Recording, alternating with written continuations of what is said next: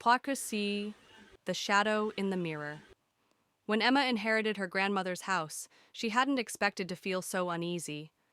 The old Victorian home was filled with dust and forgotten memories, but the worst of all was the mirror. It stood at the end of the upstairs hallway, tall and ancient, its blackened frame carved with strange symbols.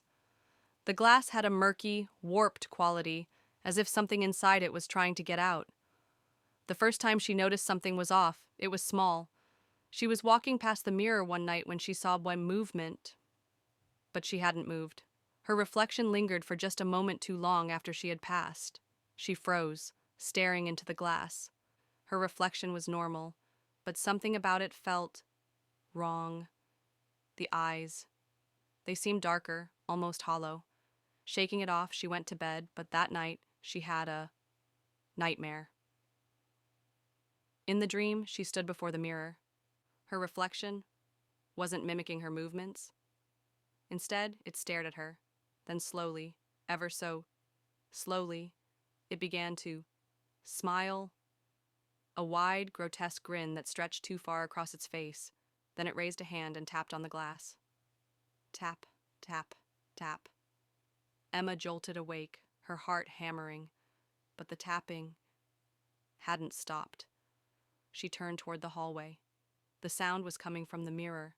Her breath caught in her throat. The room was dark, but the mirror was mirroring darker. Like an open doorway leading somewhere light wasn't allowed to exist. Slowly, she climbed out of bed and took hesitant steps toward the hallway. Each step felt like moving through water, her body screaming at her to turn back. As she neared the mirror, she raised her phone and turned on the flashlight. The moment the light hit the glass, her reflection wasn't there. A choked gasp escaped her lips. She waved a hand. Nothing. Then, faintly numb, her reflection began to appear, but it wasn't her.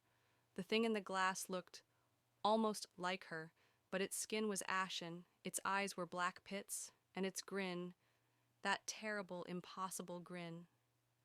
Emma's breath hitched as it stepped forward as inside the glass. The mirror rippled like water. Then, in an instant, the thing reached out.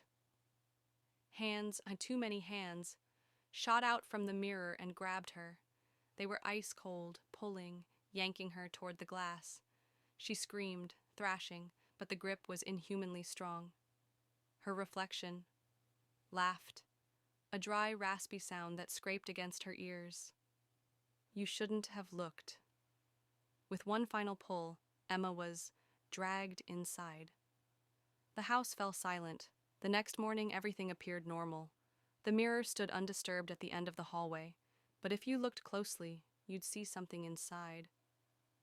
A shape, pressing against the glass, mouth frozen in a silent scream. And at night, if you walk by, you'll hear it. Tap, tap, tap.